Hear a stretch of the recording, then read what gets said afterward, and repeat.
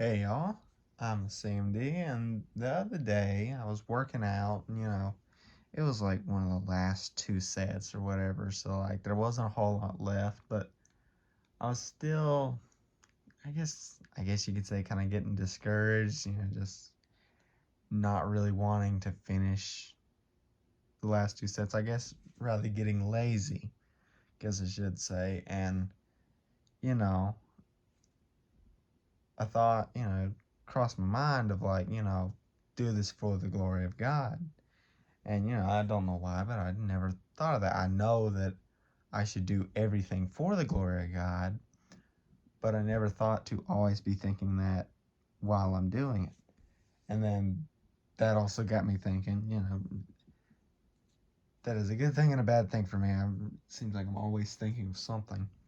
But it did get me to thinking, and this is the good time that something got me thinking. And thinking and thinking and thinking. But anyhow, got me thinking of this verse. Colossians chapter 3, verse 23. Now, while in that moment I couldn't completely remember, um, you know, word for word what the verse was, I did go back and uh, look up the verse. And anyhow, I want to share this verse with y'all. So, like I said, Colossians chapter 3, verse 23. Work willingly at whatever you do as though you were working for the Lord rather than people. I feel like that is a really good verse. It's like, sometimes we think, oh, yeah, why am I working for my boss this much?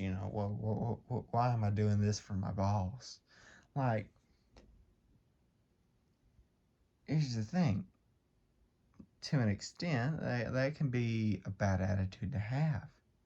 And I admit, I didn't always have this attitude, but now, I think the right attitude to have is like, if if it is what is right, if it is what is good, if it is what is pleasing to the Lord, then do it, and do it for the Lord, not do it for your boss, not do it for this, that, or the other. Do it for God. Do it for the glory of God. If it brings God glory, do it to uh, uh, do it to make it to where he can make it bring glory to him, if that makes sense.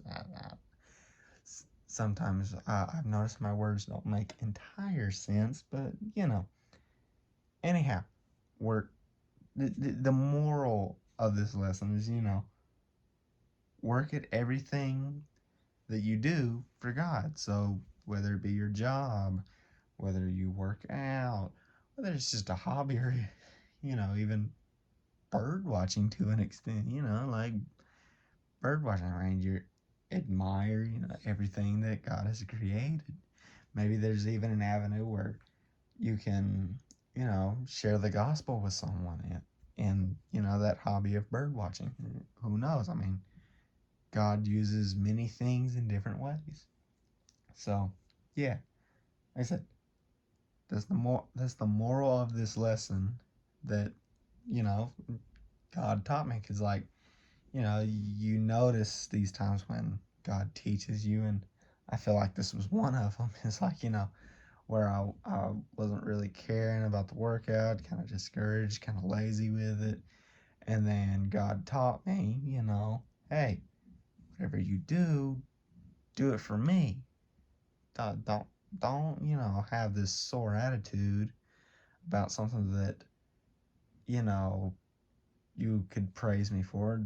Don't have a sore attitude about what I could use so that, you know, you could learn and grow even more. Because, spiritually, I've learned, a couple of things from working out. Which, I'm not saying work out because you grow spiritually. No, that's just personal experience and, all that. But God does teach in many different ways, and all of them are good because He is good. But yeah, anyhow, really cool, isn't it?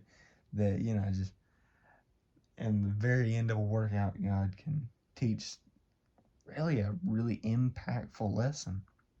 Because since that, I haven't approached anything, the same way as I did before. Now I approach it keeping Colossians chapter 3, verse 23 in my mind of do this for God, work at this for God. So, yeah, really cool. Lord willing, I will see all of you next time. And yeah, stay cool.